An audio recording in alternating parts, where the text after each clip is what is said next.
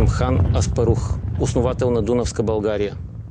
През 681 година аз застанах начело на българския народ, който се състоеше от различни племена. Те ме избраха за хан, защото цениха моя опит, смелост и мъдрост. Аз не бях самовластен владетел, а предводител на племенния съвет, който се състоеше от старейшините на племената. Консултирах се с тях по всички важни въпроси, като се водех предвид техните интереси и желания. Стремих се да запазя мир и съгласие между племената и да ги обединя в единна нация. Нашите племена бяха разнообразни по происход и култура. Най-многобройни бяха прабългарите, които дойдоха с мен от Стара Велика България. Те бяха тюркски народ, който се занимаваше с животновъдство и земеделие.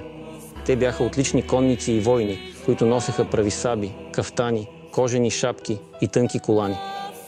Те се отличаваха със своята религия, която беше тангризъм, поклонение на небето и други природни сили. Те също така практикуваха култа към огъня и към предците си. Те погребваха своите мъртви в кургани, големи земни хълмове, които съдържаха богати погребални подаръци. Тангризмът е една от най-древните религии в света, която се е разпространила по цялата Евразия. Върховният бог Тангра означаваше небе и той олицетворяваше мощта на небесата. Следващи по численост бяха славяните, които живееха на Балканите още от 6 век. Те бяха индоевропейски народ, който се занимаваше също с животновъдство и земеделие.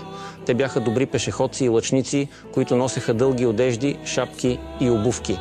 Те бяха християни, които приеха вярата от византийските мисионери. Те почитаха светиите и имаха свои църкви и манастири. Те погребваха своите мъртви в прости гробове, които не съдържаха погребални подаръци. Трети по численост бяха траките, които бяха древен индоевропейски народ, който населяваше тези земи още от античността. Те бяха земеделци и занаятчии, които произвеждаха качествени изделия от метал, керамика и текстил. Те бяха смели войни, които носеха къси мечове, копия, щитове и шлемове. Те имаха своя религия, която беше политеистична и анимистична. Те почитаха боговете на природата, като Зевс, Дионис, Орфей и други. Те погребваха своите мъртви в кургани, които съдържаха изключително богати погребални подаръци. Аз уважавах всички тези племена и техните различия. Аз не се опитвах да ги принудя да се променят или да се асимилират.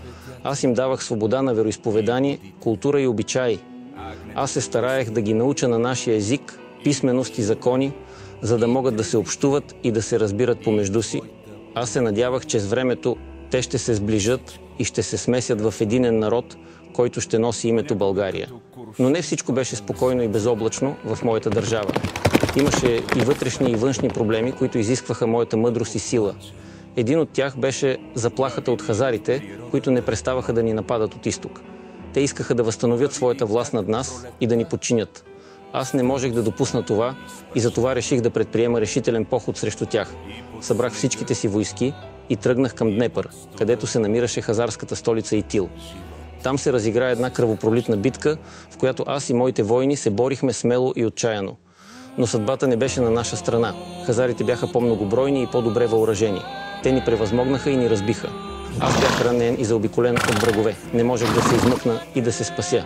Знаех, че това е краят на моя живот, но не се предадох. Взех сабията си и се борих до последния си дъх. Убих много хазари, но и те ме убиха. Така аз загинах за свободата на моя народ. Така аз завърших делото на баща си и на всички българи. Така аз оставих следа в историята на България. Да живее България!